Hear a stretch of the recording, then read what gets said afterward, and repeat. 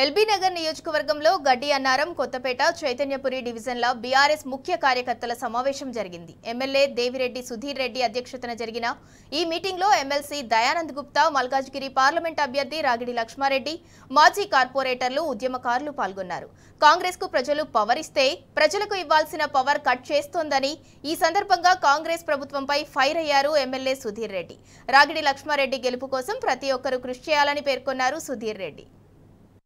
మళ్ళీ వాళ్ళ నియోజకవర్గాలకు వెళ్ళిపోతారు కానీ ఈ నియోజకవర్గానికి వచ్చే లాభం కానీ ఈ నియోజకవర్గ ప్రజలకు వచ్చే కష్టం కానీ ఏది కూడా తీర్చలేని పరిస్థితుల్లో ఉన్న సంగతి ఒకసారి గ్రహించాలని చెప్పేసి ఈ సందర్భంగా మనం చేసుకుంటాము.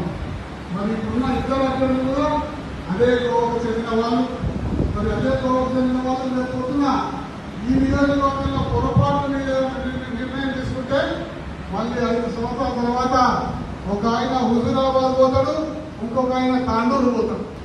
మరి కేసీఆర్ గారు సుధీరన్న చెప్పే వరకు సుధీరన్నను అడిగి నా పేరు సుధీరన్న రికమెండ్ చేసేంత వరకు నా పేరు ఆపి సుధీరన్న చెప్పిన తర్వాతనే నా పేరు సుధీరన్నకు అట్లే కేసీఆర్ గారికి